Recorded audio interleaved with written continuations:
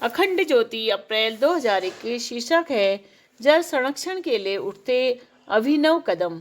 धरती की जल वाहिनियां नदियां यदि सूख रही हैं तो इसका कारण है कि उनकी सहायक नदियों की दुर्दशा इस कदर हो गई है कि अब उनका अस्तित्व दम तोड़ता नजर आता है। वास्तव में किसी भी बड़ी नदी का स्रोत छोटे इलाकों में बहने वाली छोटी नदियों व गाढ़ गधेरे ही होते हैं। यदि उन्हें पुनर्जीवित करने का प्रयास किया जा सके तो प्राकृतिक आपदाएं जैसे सूखा, वनाग्नि और बाढ़ जैसी समस्याओं से छुटकारा पाया जा सकता है। ये कार्य छोटे या बड़े स्तर पर किए जा सकते हैं और इन कार्यों को पूरा करने के लिए जुट जाने वाले लोग ही नदियों की जल पुरोधा हैं। आसन गंगा जिसे अब हैस्को नदी के नाम से भी जाना जाता है, यह नदी सन 2010 में अपना अस्तित्व पूरी तरह से खो चुकी थी।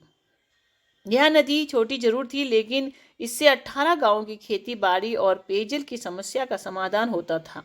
इस नदी का अस्तित्व गंवाने में मुख्य कारण जो जिम्मेदार थे वे थे जलागमों में वन विहीनता और अत्यधिक चराई, जिसने इसकी वर्षा जल संग्रहण की क्षमताओं को समाप्त कर दिया था।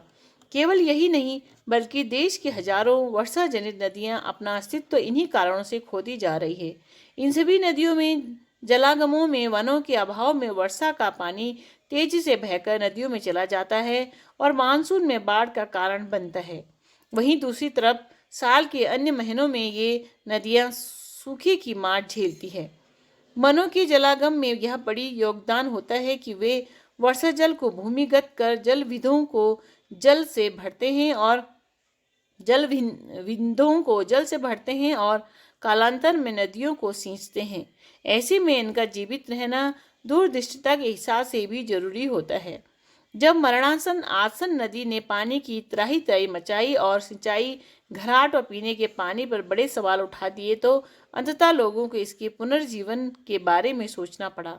इस नदी का मुख्य उद्गम शुक्लापुर आशारोहिणी रेंज में जिला देहरादून में पड़ता है। इसका जलागम लगभग 44 हेक्टेयर में है और यही शुरुआत में इस नदी को वर्षा जल से सींचता रहा है, लेकिन वन दबाव की विहीनता व खुली चराई ने इसकी जलागम क्षमता पर अंकुश लगा दिया।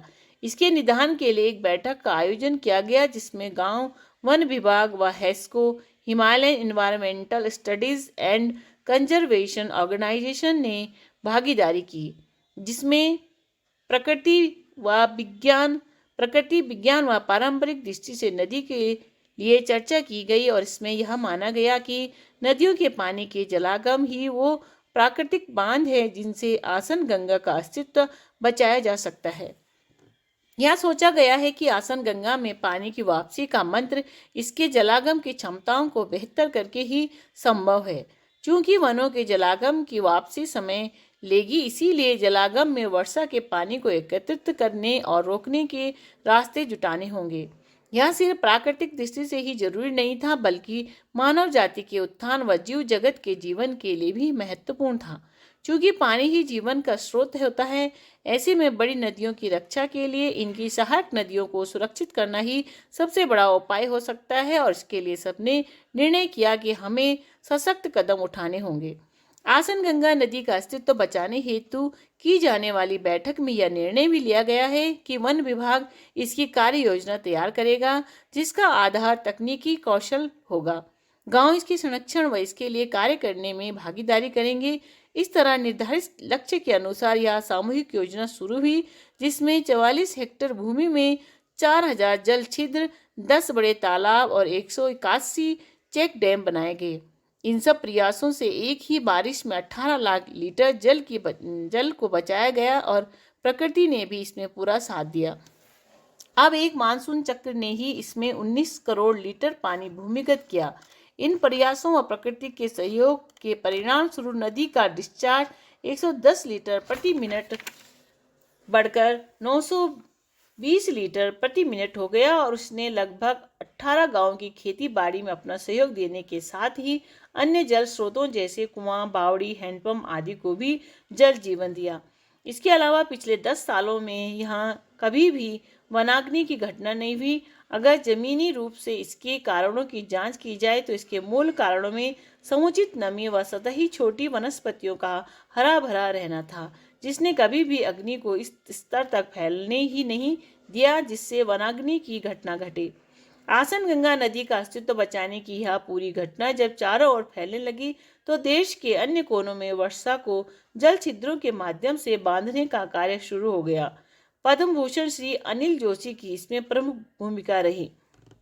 नदियों में जल वापसी के उल्लेखनीय प्रयासों में अपना योगदान देने वाले एक जल पुरोधा ईश्वर दत्त जोशी हैं, जिन्होंने जब जयराज गांव पौड़ी के ग्रामीणों से उन क्षेत्रों में व्याप्त जल संकट की समस्याओं पर बातचीत की तो उन्होंने यह माना कि प्राकृतिक रूप से ही पानी की वापसी सतत और स्थायी हो सकती है। इसके लिए उन्होंने निश्चय किया कि जयराज बांसीरौला गाढ़, जो कि राम गंगा का सहायक गदेरा है, को पुनर्जीवित करना एक उत्तम उपाय है।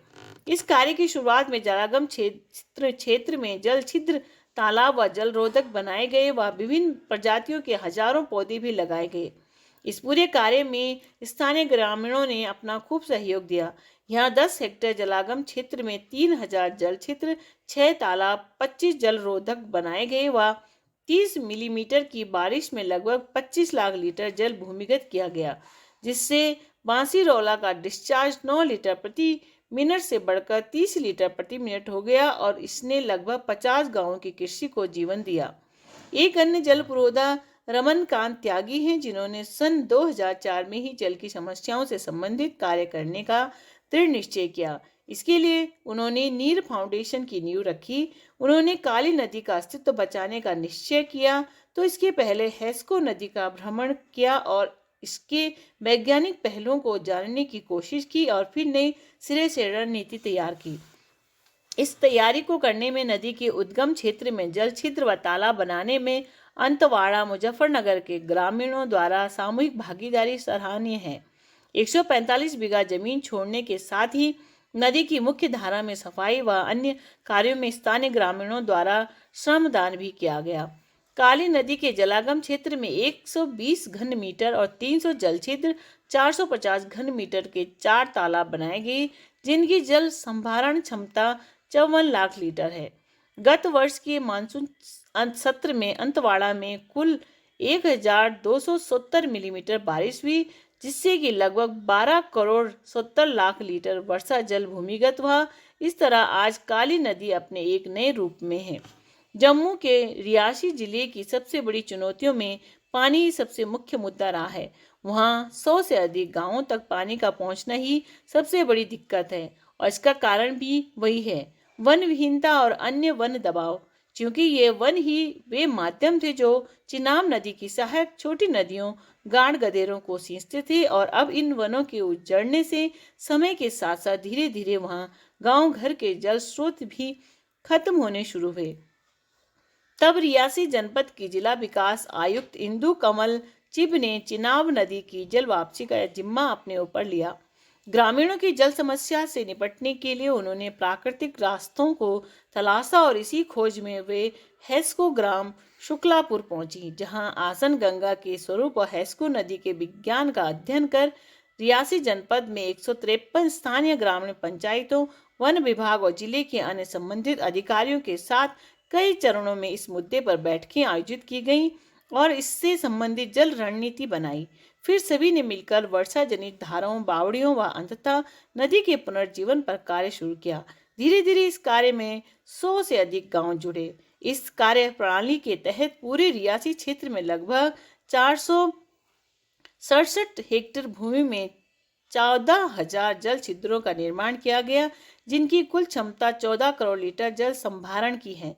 इन सब प्रयासों से बारिश के पानी को तत्काल बह जाने से रोका गया, जिसने स्थानीय बावड़ियों व धाराओं को पानी मिलने के साथ ही चिनाब तक पानी पहुंचाने में भागीदारी की।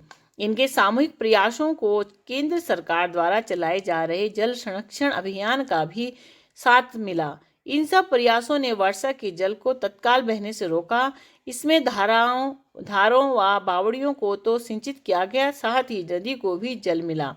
एक अन्य जल पुरोधा रघुवीर सिंह कुंडवाल हैं, जो पिछले 28 वर्षों से उत्तराखंड राज्य के गांवों में सामाजिक कार्यों को करने में जुटे हुए हैं। ये गढ़वाल क्षेत्र के 2 गांवों मैठाणा और मेदनपुर में नदी वापसी के लिए संकल्पित है। इसके लिए सर्वप्रथम यहाँ के स्थानीय गाड़ों क्रमशः नारगीड़ व पनगीट पर कार्य की पहल हुई। ये दोनों गधेरे मंदाकिनी नदी के सहायक गधेरे हैं। ये क्षेत्र में ग्रामीणों द्वारा जल संकट की बात सामने आई।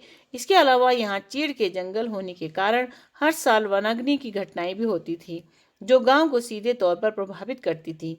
रुद्रप्रयाग जिले के इन दोनों गांवों में 5 हेक्टेयर जलागम क्षेत्रों में 3000 जल छिद्र, 10 तालाब, 20 जल रोधक बनाए गए, जो एक बार में 30 मिलीमीटर बारिश में 30 लाख लीटर वर्षा जल का एकत्रित कर सकते हैं। साथ ही यहाँ कचनार, बीजू, आम, आंवला, तेज पत्ता, बड़ी इलायची, कागजी नींबू जैसी विभिन्न प्रजातियों के हजारों पौधे लगाए गए।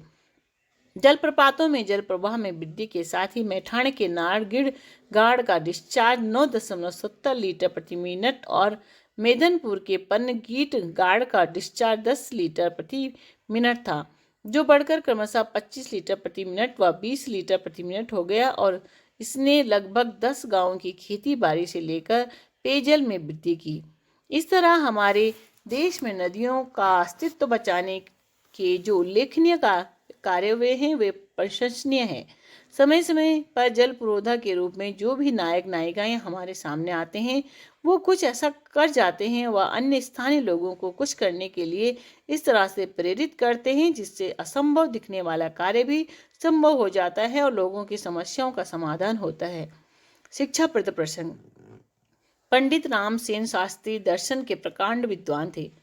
2 व्यक्ति उनके पास शिक्षा ग्रहण करने के उद्देश्य से पहुंचे।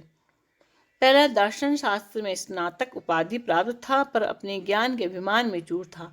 दूसरा प्राथमिकी उत्तीर्ण था, पर स्वभाव से विनम्र एवं ग्रहणशील था। दोनों से चर्चा करने के उपरांत शास्त्री जी ने प्राथमिकी उत्तीर्ण को शिष्य के रूप में स्वीकार कर लिया। उनके मित्र ने उनसे पूछा, इस व्यक्ति का ज्ञान अल्प है, इसे उपयुक्त योग्यता देने में आपका बहुत समय जाएगा, फिर इसका चयन क्यों? शास्त्री जी बोले, मित्र, पहला व्यक्ति उस भरे प्याले के समान था जिसमें कुछ नया स्वीकारने की न मना स्थिति थी और न परिस्थिति, पर यह व्यक्ति एक रिक्त पात्र की भांति है, इसमें जो भी डालोगे वह पूर्णता से समा जाएगा। योग्य बनने की कसौटी पात्रता में है, पांडित्य में नहीं।